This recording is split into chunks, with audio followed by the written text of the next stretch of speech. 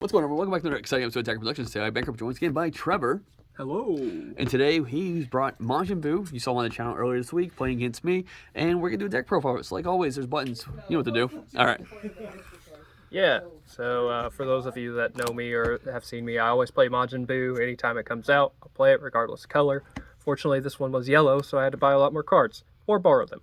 I went 3-0 tonight. Deck actually feels pretty good. There were a few key plays that I made that honestly won me the game, that just kind of surprised my opponent. In the future, they'll probably play around them. But auto, when this card attacks, draw one. Standard, activate main once per turn. Search top 5 for a Majin Buu with an energy cost of 6 or less. Add it to your hand. You can choose 0. If you do choose one, you have to discard a card. And Awaken, you have to have either 4 life or a Z battle card, Majin Z battle card with energy cost of 2 in play. Restand 1, draw 1, go down to 6 life. Don't forget to go down to 6 life. When this card attacks, draw 2. Auto, if it's your opponent's turn, when you play a Majin card, you can rest one of your opponent's cards or battle cards or unisons and switch it to rest mode. Your opponent can play around it unless you allow them to stick things around, so it's pretty good. So the cantrip package, as all decks do, this Majin Buu, if you actually play it from hand, you search top 7 for Majin Buu with an energy cost of 6 or less. It does specify yellow. Other than, or you add it to your hand and shuffle the rest back into your deck. You can discard this off the leader or various other effects in the deck. When you do, you play it from your drop area. The draw is only when you play it from hand. This is the exact same thing, except instead of searching, you just draw a card. For these cards to make sense, we'll go into the Z deck. Honestly, turn 2, you want to go into this guy. You'll probably have comboed off one of your 1-drops that you discarded off your leader effect or played. He only costs 1 Z energy, but 2 yellow. He has a Z stack effect. You'll choose these 2 other Z cards. You'll just place these underneath here. The reason that's important, this guy makes it to the card that's on top of the stack, can only be KO'd once per turn, or ignores being KO'd once per turn. This guy gives him barrier. So this guy becomes a barrier 10k deflect. This deflect's important because, as I've seen tonight, if you stop certain decks' Z battle cards from coming into play or having their abilities, really slows their decks down. Activate main. If there are 2 cards underneath this card, which there are, you place them there. You discard at least 1 Majin yellow card. This one specifies yellow from your hand. It gains power equal to the amount of combo power from those cards. So if you discard 2 5Ks, now he becomes 20k. If you have at least 20k power on this card, you draw 1 card and he gains dual attack. The reason that this is important is if you play this card in the Bobbity deck and you give this Servant, you only have to discard 1 and he'll be 25k. And you draw a card. Whereas with this leader, if you basically either have to discard a 1 plus 10k to draw a card and go neutral, or you discard 2 and lose 1. So it's a little bit worse in that fact. Then on your opponent's turn, if that card's in rest mode and you combo with this guy, after the battle, you can play this guy from your drop area. A lot of opponents were trying to swing into it today, the Z battle card. I was like, that's fine. It doesn't matter what they're swinging with. They're swinging 25Ks or whatever. I was like, that's fine. It's not KO'd once per turn. And then at the end of the battle, you tap 1 yellow that you restood from your Awaken, and you play this guy on top of it in active mode. He still has barrier. He also has blocker. This is also a new card. Since it was played on top, the card that's on top can not be KO'd once per turn. So now you can block with this as well on that turn if you want to risk it, and not be KO'd from that attack. And then you move into your next turn. You won't play anything on your turn. You'll probably Z-Awaken if you're at 4 life. We'll go over that in a second. The chain can only go up on your opponent's turn. So on your opponent's turn, if this card is in rest mode, you combo with this guy, you can then play him at the end of the battle. His activate main, where you... Oh, did I go over the activate main here? Activate main, same as the 2-drop Z battle card, but this time it does not specify a yellow Majin card, so you can discard non-yellow Majin cards for this effect. Draw 1, gain dual attack if you go up to 25k power. This guy, 6-drop, has double strike. His activate main, same way you play him, you tap 1 on your opponent's turn after you combo with him and play him. Activate main, same deal, discard Majin cards, doesn't specify yellow. Gains 10, you can play a token. A lot of people are saying that's good. I don't know if it's really worth it. But, I mean, going up to 30k double strike and playing a token is not bad. Then you can swing with it and combo with the token and go up to 35. I'm not sure about this card. By the time you can play this, it's like turn 5 on your opponent's turn. I feel like I'm only keeping this card in the deck. As you can see, I only have it at 3 of, because I need to discard Majin cards to get the activate mains on my 2 and 4 and 6 drops. There's almost never been a game where I've actually been able to play this on my opponent's turn. It feels like it's just there as a discard.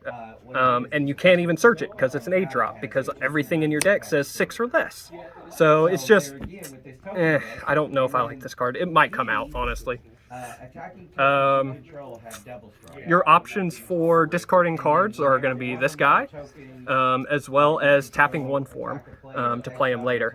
But you discard this guy, and when you discard him via an effect, such as the activate mains, you choose one of your opponent's battle cards and you switch it to rest mode. This guy has double strike naturally.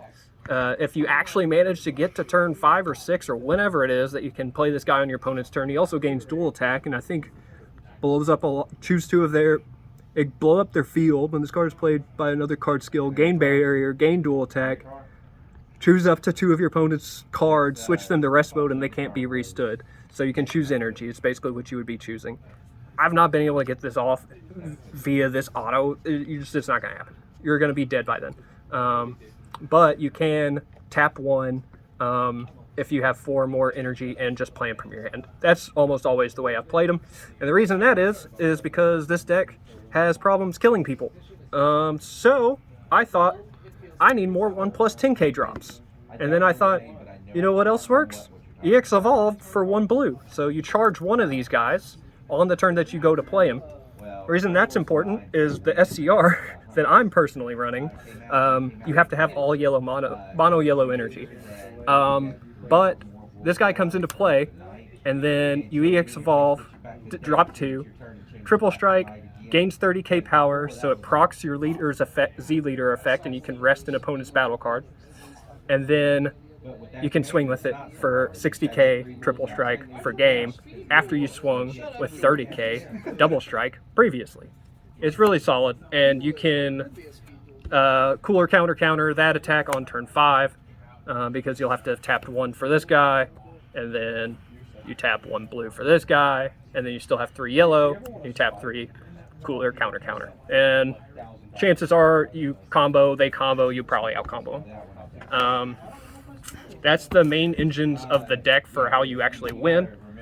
How you stop your opponent from killing you is Mega Freezer Robotic Riposte, Meta Cooler Infinite Terror, play this guy for free with Z Leader. Extra cards will lower the cost of that by 1 per in your energy and drop area. Your opponent has to rest stuff when they swing with non-unison cards. Flying Nimbus for wide boards. Our side board has Time Magic for tall boards. We always do best of 1 sides here. 2 Frieza Army reinforcements, obvious reasons. Token blocker, take 1 life, negate the attack. This card I didn't get to play tonight, but it's really important in certain matchups, particularly like Sin Shinron. Negate their triple strikes for 1. It's insane. Power of a Super Saiyan, everybody runs at least a 1 of in yellow decks. Poutine, because you run Power of a Super Saiyan and you can rest opponents' cards on their turns via your leader effect. These cards will probably be replaced, but for now I'm running 2 Realm of the Gods Black Kamehameha. I've replaced them for Final Flash, and maybe just drop another card because I'm at 54. Shocking Regeneration, easy charge target if you see it early game, so your Mecha Freeze is cheaper. If you see it late game, It's literally free on your Z leader. You discard a Majin, you draw 2. Final Flash, turn off your opponent's skills, prevent them from winning. Death Blaster is kind of a Call 911-esque card. You really only want to use it if it's going to prevent your opponent from winning the game. It's pretty solid, but it may turn off your Mecha Frieza if you're not careful. We run Babidi super combos because we're running blue cards in our deck, so you want to make sure that you can actually draw a card with super combos. So you can't run Krillin if you charge a blue. Bardock the Eliminator, because you discard cards all the time. You said you've been coming there a month now? Are you from the area? Off various effects. And this deck has a lot of problems on your own turn deciding what you're actually going to do with your energy. So this becomes an easy pitch off card effects. And then while it's in your drop, you tap 1, you place it in your warp, and you draw a card. Super 17, this won me a game tonight, maybe 2. Counterplay, has deflect, has 40k in crit. You play it, you turn off the opponent's cards effects as long as they don't have deflect that they're playing. This hits several SCRs now. And then you also choose one of your opponent's battle cards, ignoring barrier, and place it underneath it. So it turns off a card's effect and puts a card underneath it. Really solid. As far as the rest of the Z deck, we just run 2 more copies of everything, or 1 more copy of everything.